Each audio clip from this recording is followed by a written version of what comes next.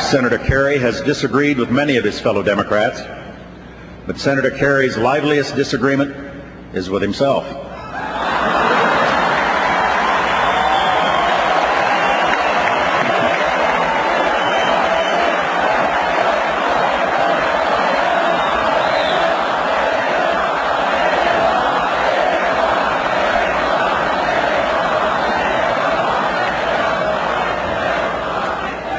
His back and forth reflects a habit of indecision and sends a message of confusion.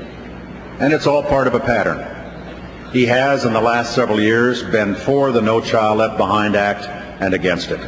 He has spoken in favor of the North American Free Trade Agreement and against it. He is for the Patriot Act and against it. Senator Kerry says he sees two Americas.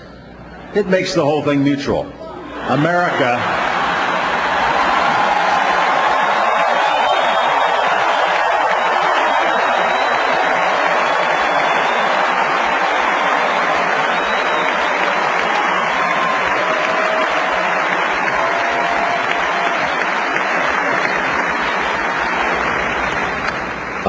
sees two John Kerrys.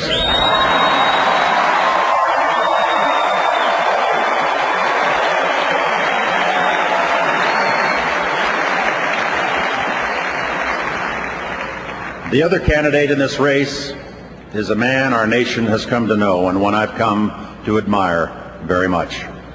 I watch him at work every day.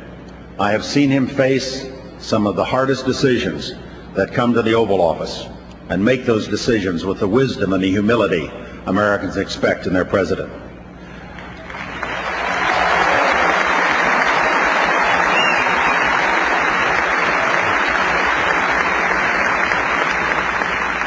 George W. Bush is a man who speaks plainly and who means what he says.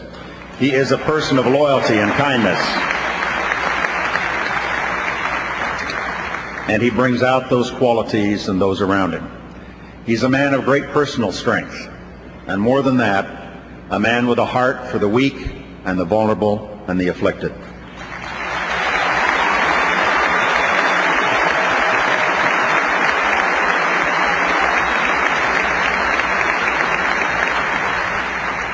We all remember that terrible morning when in the space of just 102 minutes, more Americans were killed than we lost at Pearl Harbor. We remember the president who came to New York City and pledged that the terrorists would soon hear from all of us.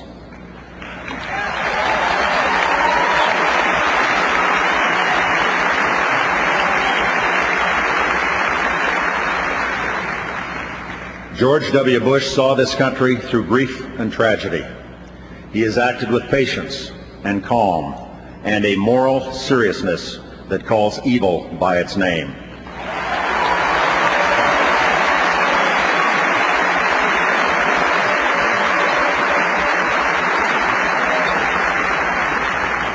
In the great divide of our time, he has put this nation where America always belongs, against the tyrants of this world and on the side of every soul on earth who yearns to live in freedom.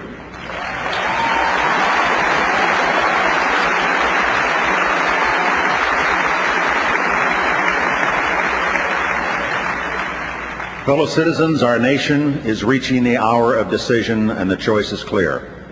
President Bush and I will wage this effort with complete confidence in the judgment of the American people. The signs are good, even in Massachusetts.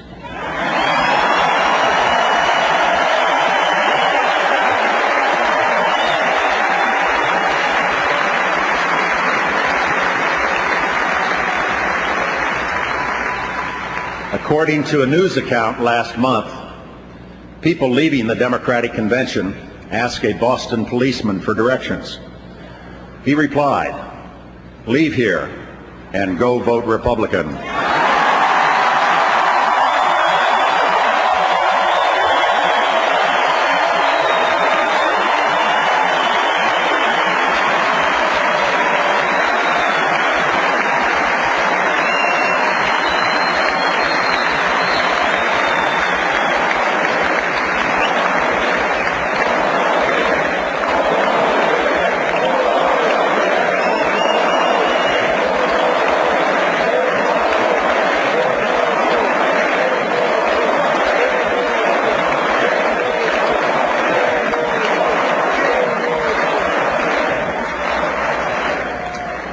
President Bush and I are honored to have the support of that police officer and of Democrats, Republicans, and Independents from every calling in American life.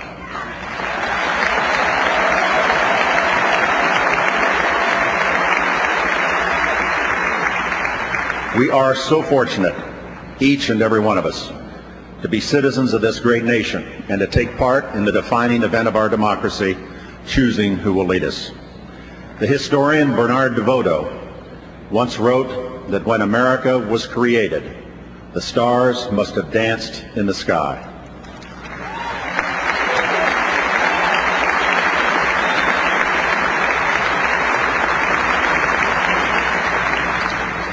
Our president understands the miracle of this great country.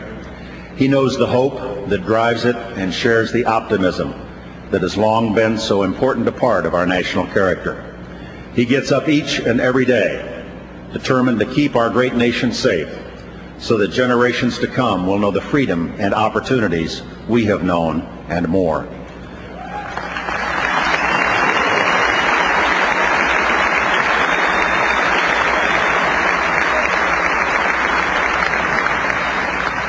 When this convention concludes tomorrow night, we will go forth with confidence in our cause and in the man who leads it, by leaving no doubt where we stand and asking all Americans to join us. We will see our cause to victory. Thank you very much.